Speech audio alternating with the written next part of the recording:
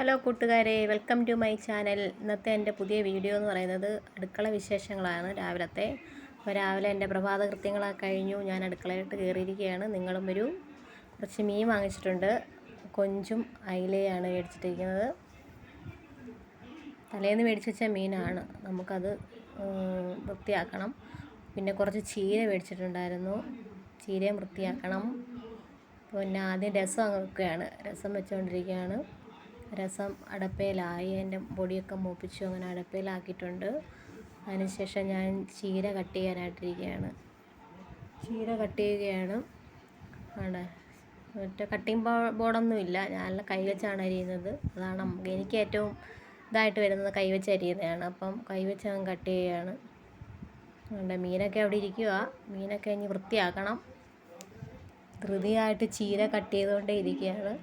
അരിഞ്ഞു വന്നപ്പോൾ ഇത്രയും ഉണ്ട്. ഉണ്ടോ, ചീര കട്ട് ചെയ്തെടുത്തു. ഇനി ഞാൻ തേങ്ങ തിരുമ്മണം. തേങ്ങ തിരുമ്മിക്കൊണ്ടിരിക്കുകയാണ്. അതും ചിരവയിൽ താഴെ ഇരുന്നാണ് തേങ്ങ തിരുമ്മുന്നത്. മറ്റേ കടുപ്പിച്ച് ചിരവയൊന്നുമില്ല. അതുകൊണ്ട് ചീരയ്ക്ക് അരച്ചെടുത്തു. തോരൻ അരച്ചെടുത്തു. അത് മിക്സ് ചെയ്തു. ചീര തോരനായി. പിന്നെ ബ്രേക്ക്ഫാസ്റ്റിന് ഗോതമ്പ് ദോശ ചമ്മന്തിയാണ്. അങ്ങനെ ചമ്മന്തി റെഡി ആയിട്ടുണ്ട്.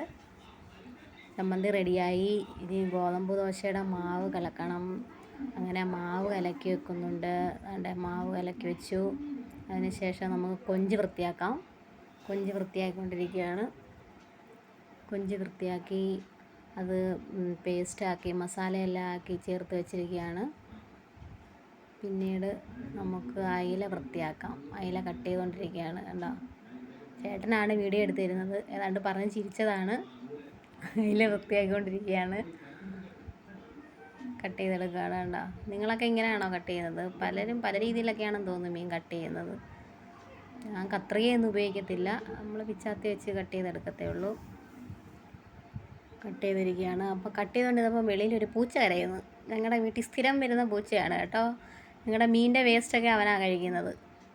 കണ്ടോ, ചേട്ടൻ അങ്ങനെ പൂച്ച എടുത്തോട്ട് പോയിരിക്കുകയാണ്. പൂച്ച നോക്കിയിരിക്കുന്നുണ്ടോ? ക്യാമറയിലോട്ട് നോക്കുകയാണ് പൂച്ച.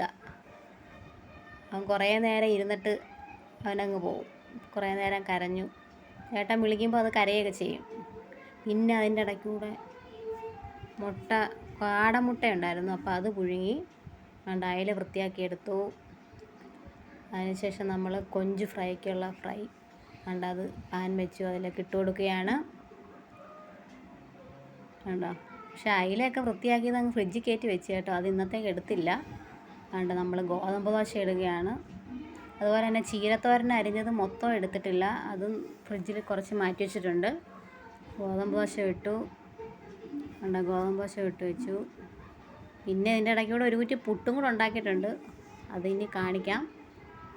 പിന്നെ അതിൻ്റെ ഇടയ്ക്കൂടെ ചേട്ടൻ പോയി കുറച്ച് റംബൂട്ടാൻ പിച്ചി കൊണ്ടുവന്നു.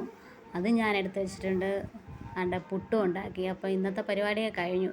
പുട്ട്, ഗോതമ്പ് ദോശയ്ക്ക് കറി, ചമ്മന്തി, ചോറ്, പിന്നെ ചീരത്തോരൻ, രസം, പിന്നെ ഇന്നലെ തലേന്നത്തെ മീൻകറി വറ്റിച്ചതുണ്ടായിരുന്നു. അതുണ്ടായിരുന്നു. ചീരത്തോരൻ. പിന്നെ നമ്മുടെ സ്പെഷ്യൽ എന്ന് പറയുന്നത് കൊഞ്ച് ഫ്രൈ ആണ്. കൊഞ്ച് ഫ്രൈ. അപ്പോൾ വീഡിയോ ഇഷ്ടപ്പെട്ട എല്ലാവർക്കും ഓക്കെ, ബൈ, താങ്ക് യു.